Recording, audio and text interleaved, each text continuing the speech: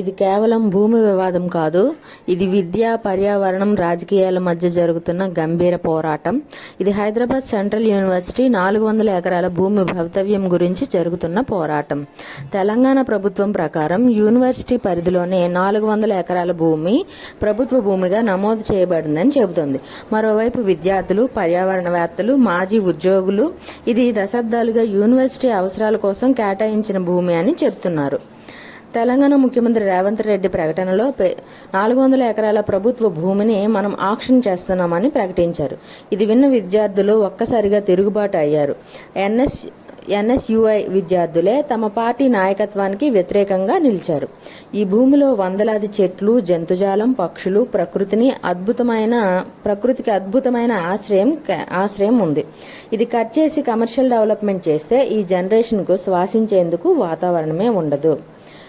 ఇంకా విద్యార్థులు ఏమని చెప్తున్నారంటే, ఇక్కడ 4 సంవత్సరాల జ్ఞాపకాలు ఉన్నాయి. ఈ చెట్ల మధ్యనే మనం అయ్యాం. ఇవి పోతే మేము కూడా పోతాం అని చెప్పారు. 400 ఎకరాలు అంటే కేవలం భూమి కాదు, అది విద్యార్థుల కలలు, మౌనం, ప్రకృతి పిలుపు. ఇది యూనివర్సిటీకి చెందిందా, ప్రభుత్వానికా?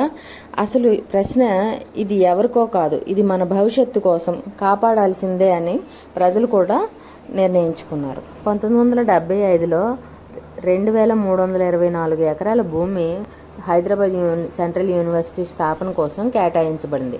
కానీ కాలక్రమంలో వివిధ సంస్థల కోసం ఈ భూములను మార్చడం మరియు ఇతర ప్రయోజనాల కోసం వినియోగించడం వల్ల యూనివర్సిటీ భూముల పరిమాణం సుమారు 30% తగ్గింది. ఈ గతంలో హెచ్సియు భూములను వివిధ ప్రభుత్వ ప్రాజెక్టులు మరియు సంస్థల కోసం వినియోగించడం జరిగింది. ఉదాహరణకు Tata institute of fundamental research, national institute of animal biotechnology, Gachibowli indoor stadium వంటి ప్రాజెక్టులు హెచ్సియు భూములపై నిర్మించబడ్డాయి.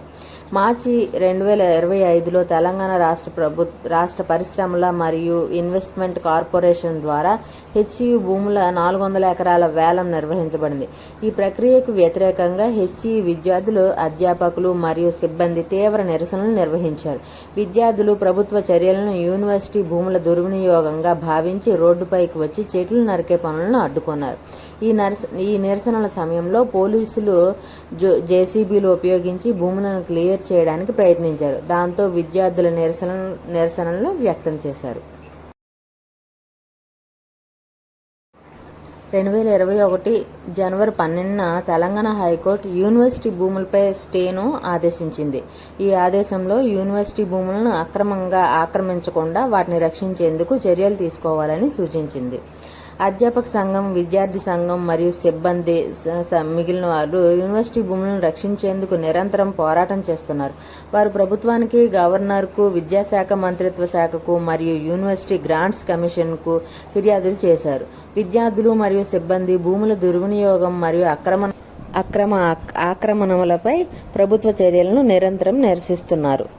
హెచ్సియు భూములను రక్షించేందుకు గవర్నర్, ముఖ్యమంత్రి మరియు ఇతర ఉన్నతాధికారుల హస్తం అవసరమని యూనివర్సిటీ యాజమాన్యం అభ్యర్థిస్తోంది. వారు ప్రభుత్వ నిర్ణయాలను పునరాలోచించి యూనివర్సిటీ భూములను దుర్వినియోగం మరియు ఆక్రమణ నుండి రక్షించేందుకు చర్యలు తీసుకోవాలని కోరుతున్నారు.